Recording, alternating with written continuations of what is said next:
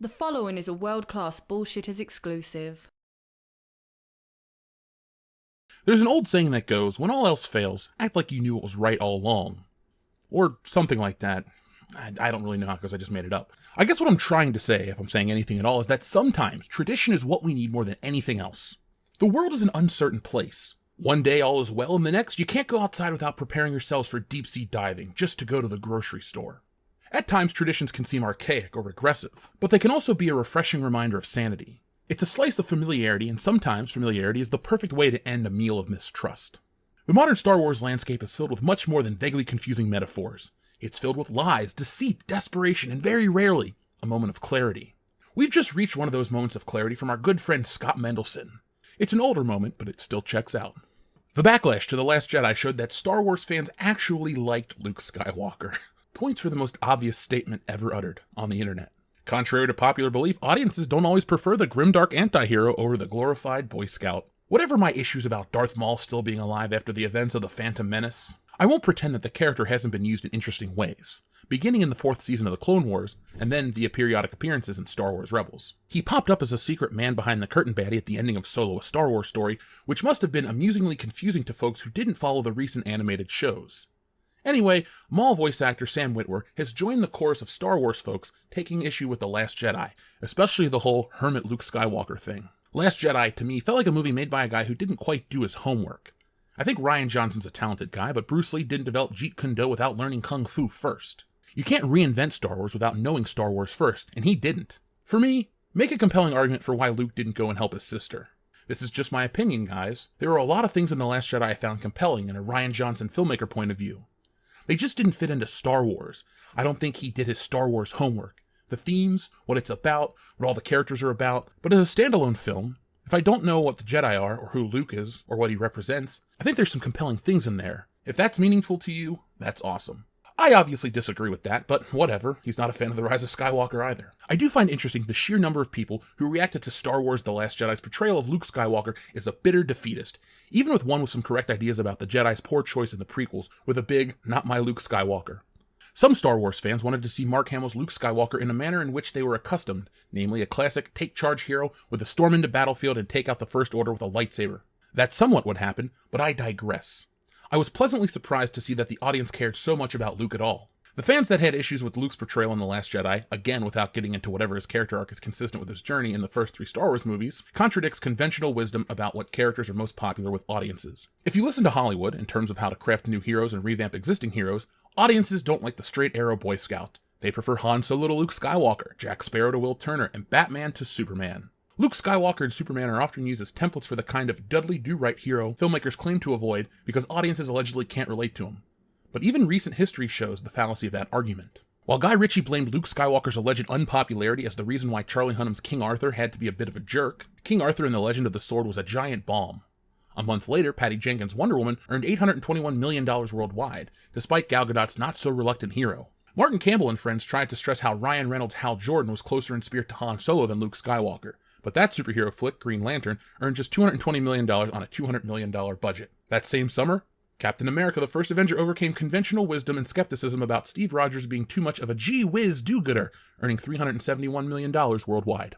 Audiences loved Robert Downey Jr.'s Tony Stark, but they also loved at least as much Chris Evans' Steve Rogers. While audiences thrilled to Daniel Craig's grimdark James Bond, and really every official version of the famous super spy was essentially a bad guy who was on our side, they also loved Tom Cruise's kamikaze Ethan Hunt. The Mission Impossible hero and Captain America both refuse to trade lives and are both so relentlessly righteous that they make those around them into better people. Critics toast the glories of TV anti-hero Walter White, but audiences consume in much greater numbers TV shows like Criminal Minds and The Good Doctor featuring old school heroes. Even Christian Bale's Batman was fundamentally a decent man in an indecent time, highlighting the needs for compassion and mercy in a city often lacking those elements. His Bruce Wayne, who only pretended to be a jerk to hide his nighttime activities, was far more embraced compared to Ben Affleck's at the end of his rope homicidal Dark Knight. Pundits and executives argued that The Dark Knight showed audiences demanding grimdark blockbusters, but A, they missed the visual splendor and humor, and B, they ignored the success of The Dark Knight was followed by the bright, colorful, somewhat optimistic likes of Avatar, Star Trek, The Avengers, Frozen, Furious 7, and Jurassic World.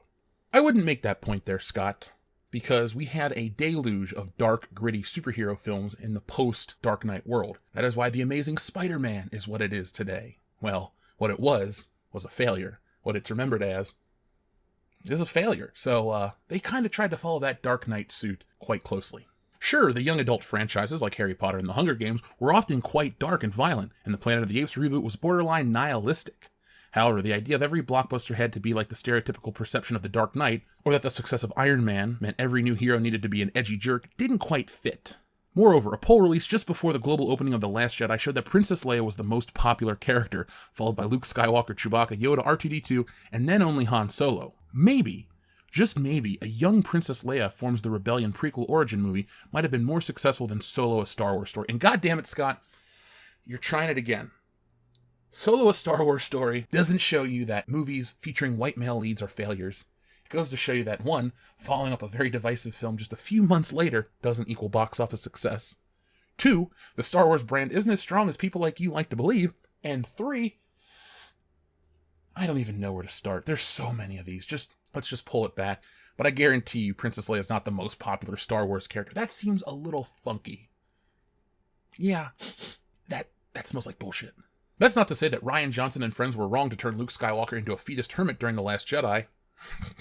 They were. J.J. Abrams' The Force Awakens teased at Luke Skywalker's tragic post-Return of the Jedi backstory and stranded him on a deserted island. Second to the extent that Mark Hamill's Luke was presented as less than idealized in that Star Wars story. His characterization was mostly consistent with his original trilogy behavior. His final pacifistic redemptive act was one of the Jedi record books, and the film had comparatively conventional heroes in Rey, Leia, Finn, and Rose. Luke wasn't initially the hero because it wasn't his story, but rather Rey and Kylo's, which was of course part of what The Last Jedi was all about.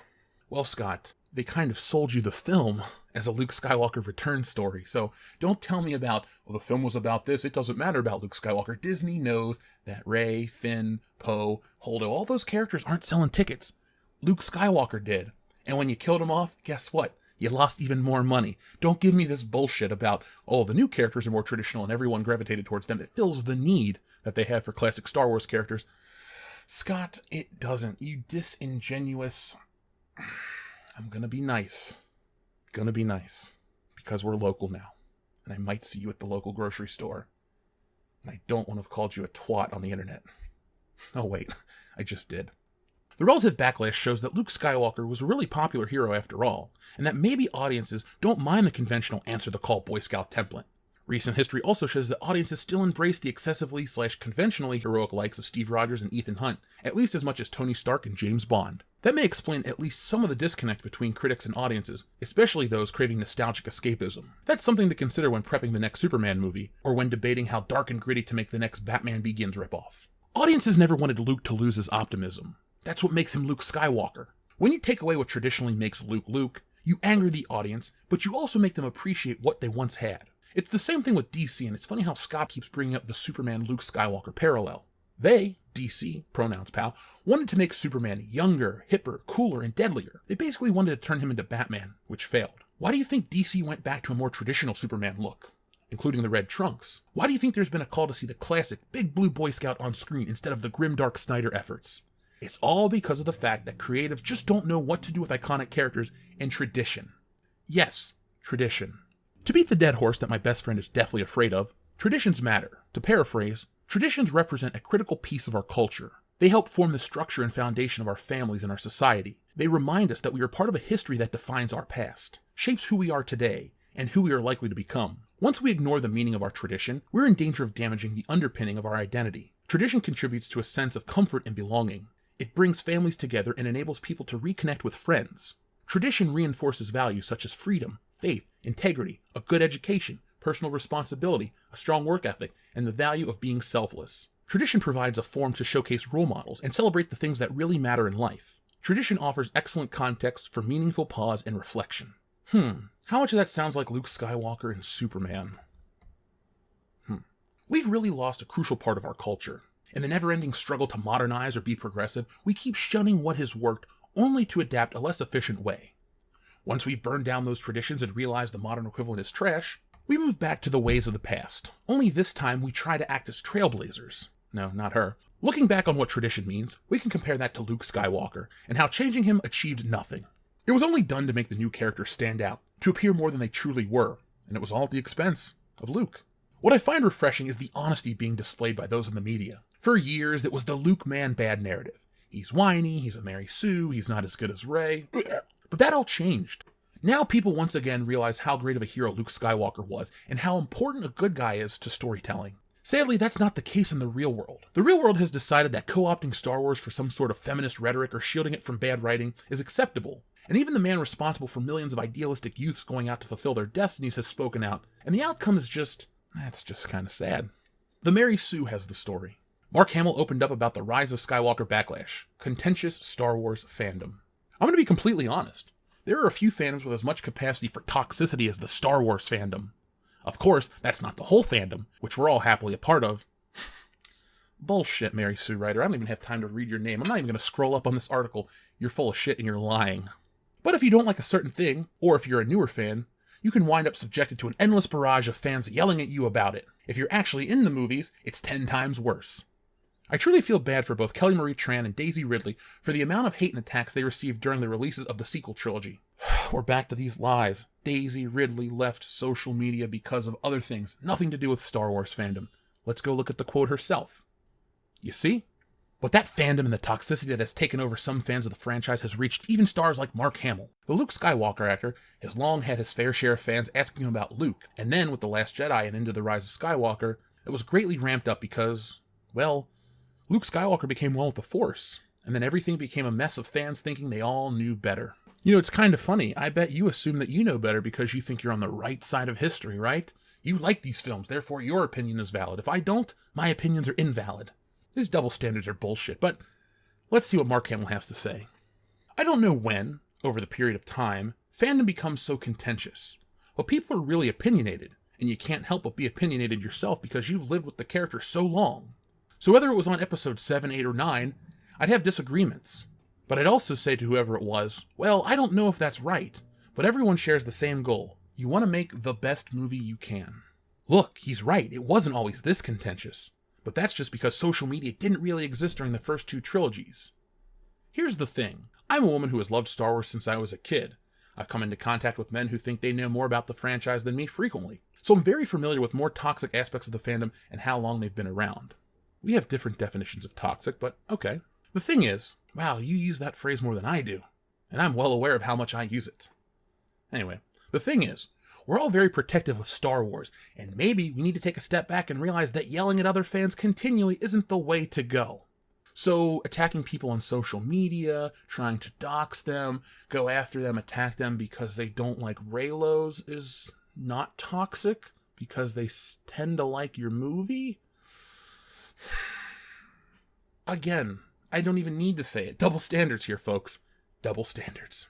I might disagree, but it's not my place. You like The Rise of Skywalker? Happy for you. But me liking The Last Jedi doesn't make me any less of a fan. It just makes us different. How did I know you liked The Last Jedi? Anyway, that contention that Mark Hamill talked about has always existed, but it has shifted away from a boys' club mentality to if you don't like this part of it, then you're not a fan. Gone are the days when a man would fight me over where Han Solo is from. I love that I was always right saying Corellia to them. Which of the new trilogy did you like? If you answer wrong, I'll know which kind of fan you are. Maybe that's why I've clung so desperately to The Mandalorian now. I know that Baby Yoda is universal, and we can all fall in love with a space western. I think you've also gravitated towards The Mandalorian because you can't handle dissenting criticism and opinions, so you glom onto the one thing that seems to be universally liked, and you just said it in your own words. So, I don't even question your Star Wars fandom, I question your backbone. But let's let Mark Hamill live. I know he's very online and truly one of the sweetest actors out there, but continually yelling at him about Luke Skywalker is unnecessary. Is it though? Letting Mark Hamill live is a given. I mean, no one wants to hurt Luke Skywalker, but Mark Hamill is using the influence he has gained from being Luke Skywalker to promote politicians, which, holds weight because he's Luke Skywalker. If there's anything positive gained from the Disney Star Wars trilogy besides the fandom menace, it has to be the newfound appreciation of Luke Skywalker as the hero of Star Wars. Some mistakenly call him whiny or a Mary Sue, but when the chips were down, he sacrificed himself to save his friends because he's Luke Skywalker and he's here to rescue you. So that's my take, folks. Sometimes tradition is just necessary, and changing things for the sake of changing things just doesn't do it for anyone. I find it interesting that these two articles brought up Superman and Zack Snyder and all of the things that Hollywood has been guilty of doing, making these big changes for no apparent reason. Change for the sake of change just never works, and then when you go back, well, things work out. Some would argue that it's like New Coke. They brought out New Coke. Nobody wanted it, so they went back to the classic. And it's how Superman's been. You know, the new 52 Superman, like I said in the video proper. He's younger, he's hipper, he's cooler, he's got a younger Lois Lane, and he doesn't have the book sales to back it up. They wanted to make him Batman, but you know what? Batman is Batman, and his uniqueness shouldn't be thrust upon Superman. It doesn't work either way. The only time it works when Batman is Superman and vice versa is that episode of Batman the Animated Series where Superman goes to Gotham to help Robin. Or maybe that's Superman the Animated Series. Either way, Superman dresses up as Batman and fights some criminals, and it's pretty damn cool. But I digress. But folks, what do you think of all this stuff? Let me know in the video down below, and comment. I've been reading the comments lately, so, you know, I've been seeing a lot of new ones, a lot of new fans, and welcome, by the way.